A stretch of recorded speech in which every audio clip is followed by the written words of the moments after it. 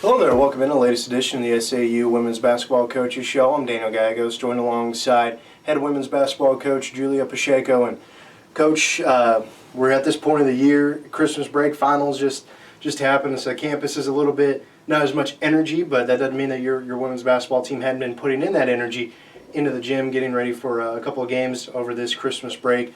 First one, Lemoyne Own coming up. We'll talk about that, preview that matchup here in a second. But let's go ahead and talk back your previous two games. Your first home games. It was great to see you guys in the W.T. Watson Center. Brought in Northwestern Oklahoma, Southwestern Oklahoma for a pair of GAC games. Right. Really did a great job handling Northwestern Oklahoma. A great debut for you and your team at the W.T. Watson Center, getting a big blowout win there. To start off 5-0 on the year. You go 2 days later and take on Southwestern Oklahoma, and they were a team that, in years past, they have an ability to be explosive offensively, Right. And they showed that in that game, and just your team battled back, weren't able just to get over that hump against them, losing that game. But go ahead and talk a little bit about those contests, starting first with Northwestern. Well, we were so glad that we had to finally get to play here at WT Watts. I mean, we already talked about on the coach show that we had that very difficult week, the first week, and then fortunately we had time to prepare for the two games coming here to WT Watts, and when we performed for the first time on the Thursday against Northwestern Oklahoma, we were ready. Our players understood the importance of us to play here home. We had a good crowd that day, a lot of promotions going on campus, and that was outstanding. I mean, the atmosphere was fantastic, and the players just really carried over with all the energy we had on coming from the stands, and we were extremely pleased with the performance we had that day.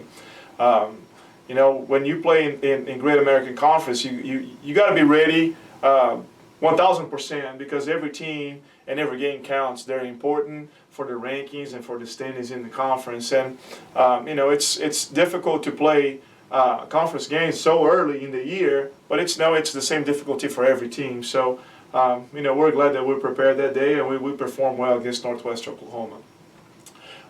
Switching to the Saturday game, Southwestern Oklahoma came in with a record that was very deceiving.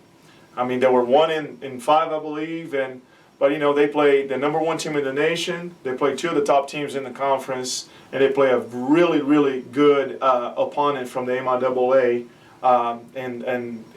during those four previous games before coming here.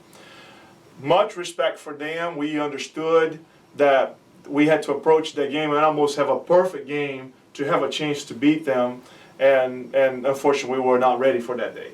It was a quick turnout. I mean, we had 24 hours to prepare the team and go over a few things, and credit to Southwestern Oklahoma. They play a tight zone for the whole day for 40 minutes, and they got us.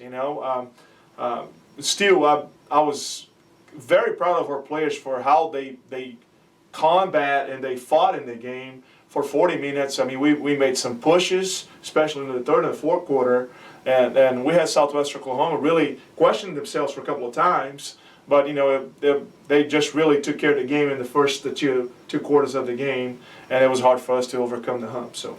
One of the things for that Southwestern game, too, that stands out, obviously jumps off the stat sheet, an individual performance by Rosa Bryant, 40-point effort.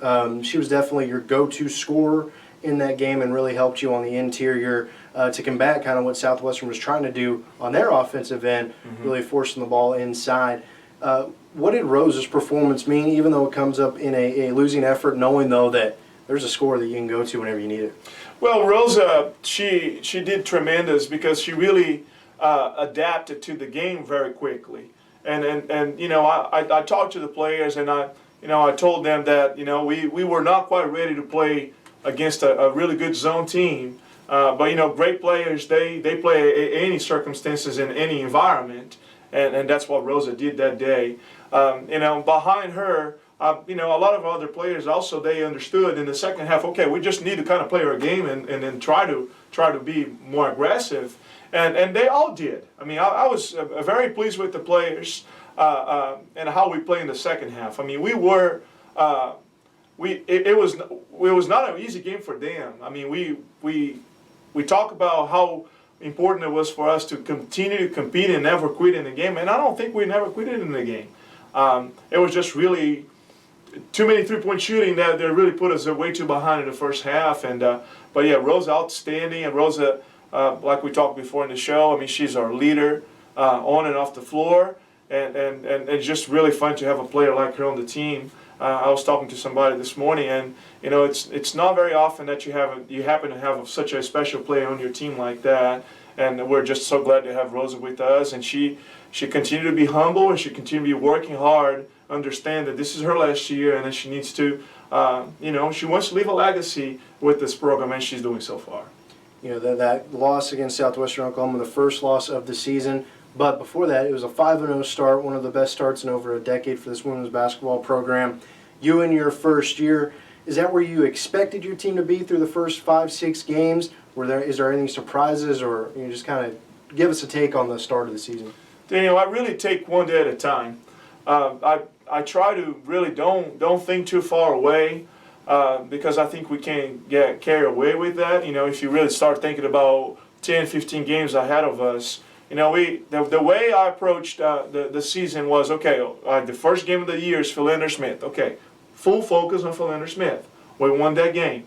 And then I think we just, the way we're keeping things simple for the players and keeping very objective, I think that's maybe one of the keys for being successful. You know, we're really not thinking about way too far away, oh, let's win the conference, let's make it to the NCAA tournament. No, let's take one game at a time. And I think that's being a successful formula for us, and that's why I think we're performing well. So just super excited. I mean, 5-1. I mean, I'll take this record at any given day. I think that's a tremendous start.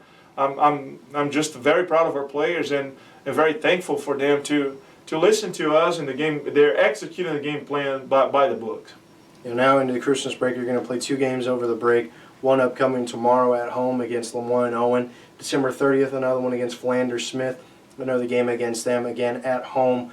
2 games out of conference to kind of maybe reset some things, a chance to work on some stuff. Obviously still going after some victories, but how important is it, do you think, right now to get out of conference and get some games to where you can work on some things? Absolutely. Well, Lemoyne Owen coming to town tomorrow. It's a team that we also have much respect. They're 3-5 right now. They had some really important wins during those 3 victories they had. So we understand that we have to be ready to play this team coming tomorrow. They're athletic, they're fast, and they will test us in certain areas that we need to really continue to work and develop. Plus, Lemoyne Owen College is a Division II school in a SIAC, in the conference that's in our, you know, it's a regional game for us. So the importance of this game is really no different than a conference game. I mean, we approach every game with a very high level of attention, but you know, Lemoyne Owen also a D2 team in our region, and that's kind of like how we're approaching this game. You know, the importance of taking care of the wins in our region that, you know, perhaps will help us in a future conversation for the NCAA tournament. So we appreciate very much for your time again. Head women's basketball coach Julio Pacheco. He and his Lady Mule Riders back at home at the W.T. Watson Center for a couple games over Christmas break. The first one coming up tomorrow, December 17th, tip-off at 5:30 p.m. against Lemoyne Owen College, and then they'll be back here December 30th against Philander Smith. That's another 5:30 tip.